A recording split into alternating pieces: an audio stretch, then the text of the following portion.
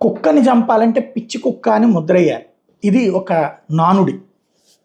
అట్లాగే జగన్ టూర్లని ఆపాలి అంటే, ఎందుకంటే జగన్ ఎక్కడికి పోయినా జనం ఎగబడి వస్తున్నారు. డబ్బులు ఇస్తే రావట్లేదు, మందు ఇస్తే రావట్లేదు, లేకపోతే వెహికల్స్ పెడితే రావట్లేదు. జగన్ వస్తున్నాడని తెలిసి ఎగబడుతున్నారు. అది ఈ ప్రభుత్వం మీద వ్యతిరేకత అని నేను అనను.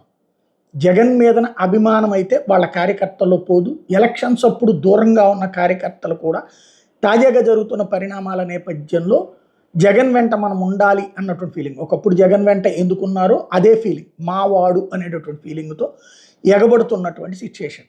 అది పబ్లిక్లోకి ఎలా వెళ్తుంది, జగన్కి ఆదరణ తగ్గలేదు, ఇంకింకా పెరుగుతోంది అన్నటువంటి ఫీలింగ్ వస్తుంది.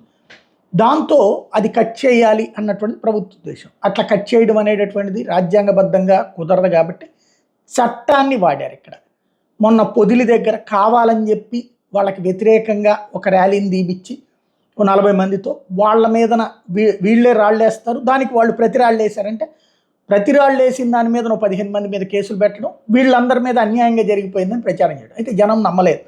కానీ పోలీస్ చట్ట ప్రకారం అయితే వైసీపీ వాళ్ళనే అరెస్టులు చేశారు, నడిచింది. దాన్ని అడ్డుపెట్టి ఇప్పుడు సత్తెనపల్లి వెళ్ళేటప్పుడు ఒక విచిత్రమైనటువంటి ఇదనమాట.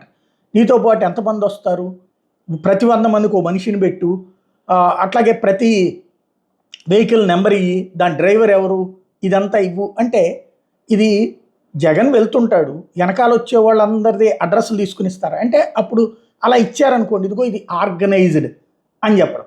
ఇవ్వలేదనుకోండి, ఇదిగో మేము అందుకని పర్మిషన్ ఇవ్వట్లేదు అని ఎట్లా ఇవ్వగలుగుతారు?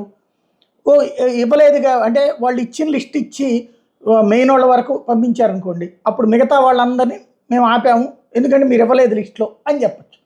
అంటే ఇట్లా పర్మిషన్ ఇవ్వలేదు అంటే లీగల్గా కాంప్లికేషన్ వస్తుంది, పర్మిషన్ ఇవ్వమంటుంది కోర్టు.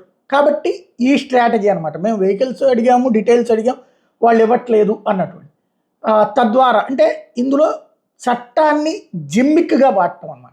ఆ కాన్సెప్ట్తో ఇప్పుడు సత్తెనపల్లిలో ఎవరైతే చనిపోయినటువంటి, ఆత్మహత్య చేసుకుని చనిపోయినటువంటి వైఎస్ఆర్ కాంగ్రెస్ పార్టీ కార్యకర్తను పరామర్శకు వెళ్లకుండా ఆపేటటువంటి ఎత్తుగడలో ప్రస్తుతానికి సక్సెస్ అయ్యారు. మరి జగన్ దీంతో ఆగిపోతాడా లేదా వెళ్తాడా? ఎందుకంటే ఇది రెండోసారి, మొన్నటిసారి ఒకసారి వాయిదా పడింది, అప్పటికి ఇంకా అతను ఆసుపత్రిలోనే ఉన్నారు, గొట్టం వేసి ఉన్నారు, అప్పటికి మాట్లాడే స్థితిలో లేడు. ఇప్పుడు మనిషే చనిపోయాడు, అయినా వెళ్ళడానికి వీలు లేకుండా చూసేటటువంటి ఎత్తుగడ. మరి ఇది ఏం జరుగుతుందో చూడాలి.